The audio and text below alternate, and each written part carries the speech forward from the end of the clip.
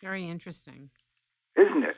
Yeah. I'm afraid there's a lot of skullduggery of the sort in the history of this humble leaf. Amazing amount of politics, of international smuggling, huge tea wars. My God. One of the things that absolutely stunned me to learn was that between 1860 and the outbreak of World War I, 1914, the only investment in the British Empire that made more money for you than a tea plantation was a gold mine. Wow. Yes, that puts it in perspective, doesn't it? It sounds like it's paramount to banking itself. Oh, well, that's right. Banking today would be a good parallel. After all, these were not small profits that these companies stood to make or to lose. I want to talk a little bit about the inventions and the patents on tea machines for production, the kind that William Jackson built, and these rolling machines. Can you talk a little bit about them and why they helped alleviate a lot of the time to produce this tea? Yes. That's another major chapter in this saga. All the tea in China, and for that matter in Japan, had always been grown by small farmers and manufactured by hand, right up until the British got in the game. And the British decided that they weren't going to go that route. They didn't want to allow people that kind of independence. They wanted to have a plantation economy so that you would have rolling acres here and everybody would be not a small farmer but would be working for the boss on the plantation, and the only crop would be tea. And along with the plantation model of tea growing, they decided to industrialize the manufacture of the leaf. And this is where the first machines came in. Starting in the 1870s, somebody invented a machine to do the rolling. You know, I told you that's the essential stage in the manufacture of black tea, where you bruise the leaf so that it will oxidize quickly. Well, the first rolling machine, which must have gone into operation in the 1870s, on its first day it did the work of 80 men. So you can imagine how output was enormously increased by the use of these machines. So eventually you had charcoal or coal-fired drying machines, and you had rolling machines, and machines for just about every step of the black tea manufacturing process. And eventually, therefore, British India took the market for tea away from China. Such that, for example, 8,000 rolling machines would be the equivalent of the use of 500,000 people in China. That's exactly right. Whereas it was Chinese tea that had popularized tea around the world. The peak year of Chinese exports was 1886, and starting immediately thereafter, Chinese exports were smaller and smaller and smaller every year. The British simply walked away with the whole market. Do you think that's true today?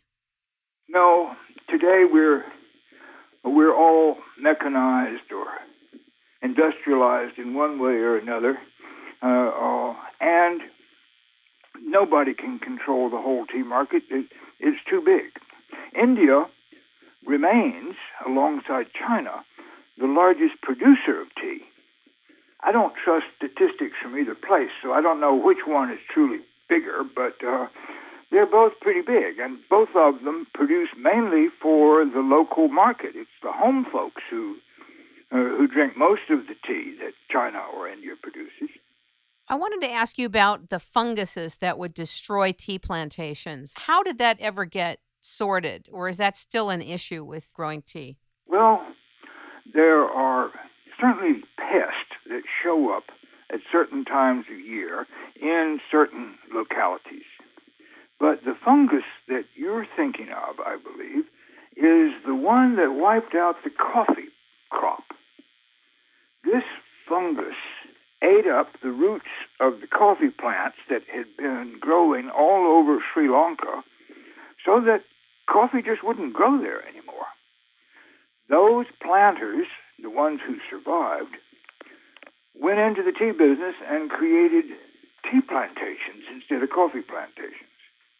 This was happening, Kim, the very same decade, starting in the 1870s, the very same decade that another fungus in Europe was eating up the roots of the wine grapes. There wouldn't be any wine produced in Europe if they hadn't found that the wine grapes from North America were immune to this fungus.